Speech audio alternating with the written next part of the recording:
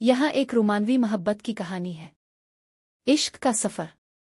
सेहर की पहली किरणों के साथ ही ज़ैनब और आरिफ की मुलाकात एक छोटे सा कैफ़े में हुई जहाँ चाय और किताबों की खुशबू हर तरफ फैली हुई थी।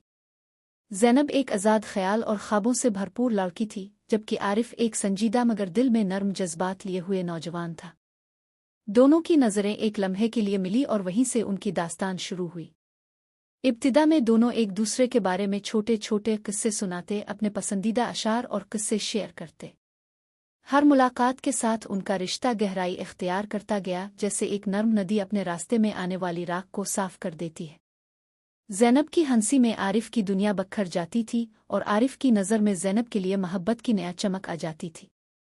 एक दिन जब खिज़ां के पतुई आहिस्ता आहिस्ता ज़मीन पर उतर रहे थे, आरिफ ने ज़ैनब को एक खूबसूरत बाग में बुलाया। वहाँ दरख्तों की सरसराहट और नर्म हुआ में मोहब्बत की खुशबू फैली हुई थी। आरिफ ने दिल की गहराइयों से ज़ैनब को अपने जज्बात का इजहार किया और दोनों की आंखों में वही खामोश मगर बेनियाज अल्फाज बोल पड़े। ज़ैनब ने भी आरिफ की मोहब्बत को कबूल करते हुए एक नई उम्मीद और जज्बे के साथ अपनी ज़िंदगी में खुशियों का इजाफा किया।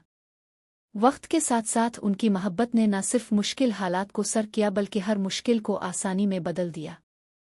जिंदगी की तलखियां भी उनके रिश्ते की मिठास में घुल मिल गईं।